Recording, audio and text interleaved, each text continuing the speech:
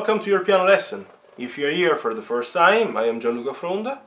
If you want to discover interesting facts about me, you can watch an introduction video of the channel. I'm leaving the link in the description below. If you like the content of my channel, don't forget to subscribe. I'm aiming to publish 2 weekly tutorials. Now let's dive into the lesson. And today I'm finally going to explain and show the very last 2 chord progressions of these 24, almost endless, we could say, chord progressions that I started a couple of months ago. So this project has been quite interesting, exciting for me. It was a simple idea that I got while teaching students that had no idea about how to compose, how to write songs, how to connect the chords, and that's why I said, why not trying to find a method that is quite rational, logical. And I said, let's combine together 4 chords in different ways and let's see what happens. Obviously, usually, as far as I know, nobody ever thought of using this method until now. And I think it is quite unique, quite useful, because I've noticed now, after many years of experience, that students having really no idea about how to connect the chords, how to build up chord progressions, are finally playing, are building up songs, and at the end, this way of connecting chords is anyways the one used and abused in all the songs that we know. It's all now simply packed in one unique project. Obviously today these ones are the last 2 of the block of 6 chord progressions, starting from the 6th and obviously the last 2 of the project, the 23rd and 24th. We are talking about 6th, 5th, 1st, 4th and 6th, 5th, 4th, 1st. Obviously we have to see if you like it, if it sounds nice. Probably you won't like all of them, but anyways now you have a very big package of chord progressions to be used. Obviously, even though it seems that the project is over, I can let you know that it's not over yet. Because obviously I've explained which ones are the chord progressions, but now we have to learn how to use them. And I could even say that today, or maybe from the next tutorial, everything is starting. So the real project is starting from the next one. We have to understand how to connect these chord progressions, how to use them, what can be done to be used exactly as they are, as bricks that you simply placed close to another one, or to be elaborated in many different ways. I can tell you that it will be all about rhythms, reiteration of chords, I mean chords used twice, 3 times, elaboration of the way you play the notes, with the left, with the right, and extra notes to be added, from passing notes to auxiliary notes to turning notes, many things to be discovered. But let's dive into the lesson to finally discover the last 2 chord progressions, and stay tuned because indeed the best is yet to come. And here we are. As you can see, we have already the 6th at the beginning, since I confirmed it 6 times. I'm adding now today the 5th, that I can immediately add twice, yeah? What is left here is, the first time, 1st, 4th, and the second time, 4th, 1st, since I'm going to invert the last 2. The principle adopted is the same. Today is quite nice to see the whole A4 filled in. This is the whole package of 24 chord progressions that I've been mentioning constantly in the last couple of months talking about this project. Let's dive even more into the lesson.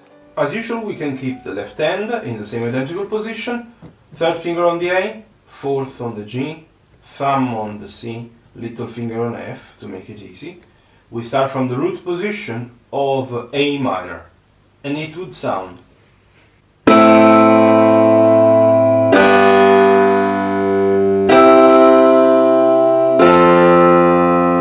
As usual, let's analyze the moves.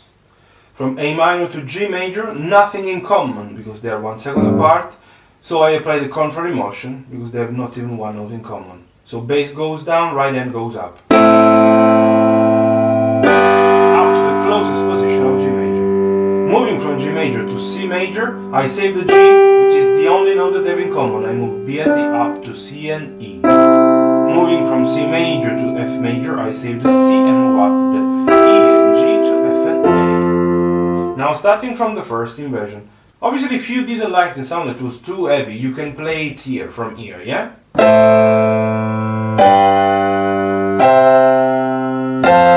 It's really personal.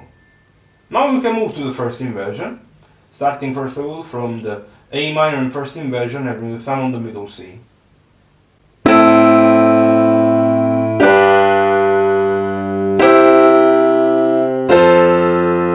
Also this one you can play one octave higher if you like.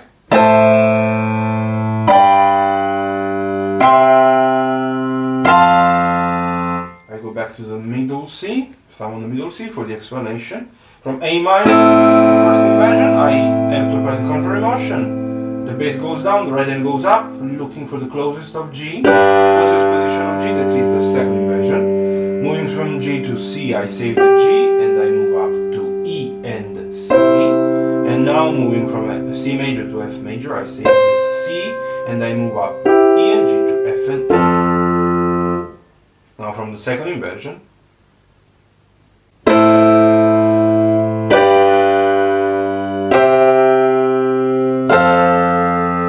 I think you are noticing how many times I change. So you have to really start caressing the keys. Swap, so move from one position to another one, exchange, exchange. It's a consistent exchange of fingers, swapping on the keys.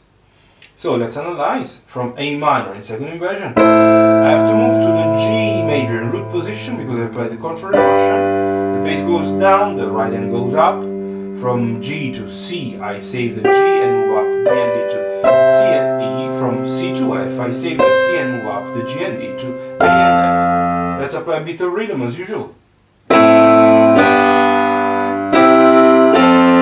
Or from one higher position.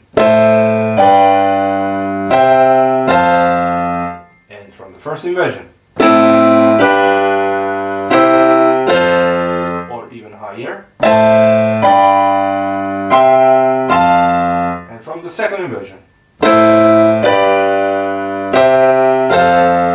Now let's talk about the very last chord progression that is simply the inversion of the last two chords.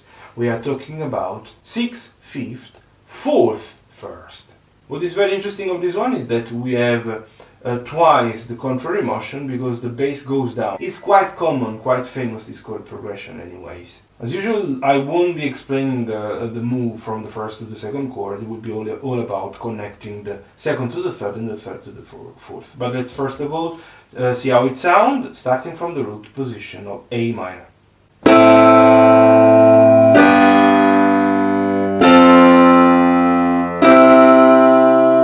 Okay, let's now go to the analysis. So, the explanation. Now from G to F, also contrary motion. Bass goes down, right hand goes up. From the G major in first inversion to F major in second inversion. Now from F to C, I save the C and move down F and A to E and G.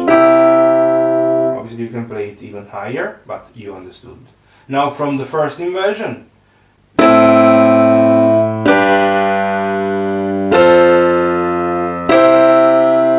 let's keep the explanation of the first two.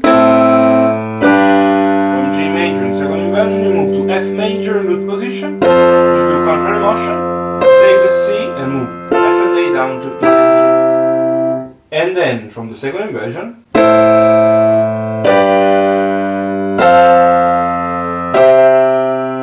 quite nice this one. Let's analyze. Doesn't need explanation, it's identical to the previous one. But then now, contrary motion, one more contrary motion from G in root position to F in first inversion because the bass is going down. From F to C, I save the C and move A and F down to G and D. Let's apply a bit of rhythm. First inversion. Second inversion. So as you can see, there are melodies coming out. 9, 9, 9. Very nice. Anyways, I really hope you have understood everything. That's all I wanted to explain today. I really hope you enjoyed also these two chord progressions. I hope you are happy that this first part of the project is over. Now obviously you can find all of them, all the chord progressions in the playlist. Help yourself and stay tuned because indeed in the following ones I will be explaining all you should do from now on to connect the chord progressions and to develop the chord progressions. Just one more thing to mention: if you have really enjoyed my tutorial, and if you are really enjoying my tutorials, I would really appreciate if you mind the new super thanks button that you find underneath. It's very easy to be found. It's either visible or you can find it clicking on the three dots. If you're really appreciating my content, my videos, if you enjoy this tutorial and all the tutorials that I have on my YouTube channel, and you want to support me, I would really appreciate. I hope that you understand how much work there is behind every single tutorial, because it's not only about filming or playing. The editing process is quite time consuming, and then the upload and the editing of the description and all is behind the video itself, the setting, the YouTube setting. It's quite time consuming. I'm doing with all my heart because I really love what I do. Music is my life, and probably you understood how much passion I really put into all I do. So your super thanks would be really appreciated. Thank you very much. If it's the first time you're landing on my channel thanks to this video, don't forget to subscribe, and see you in the next one. All the best.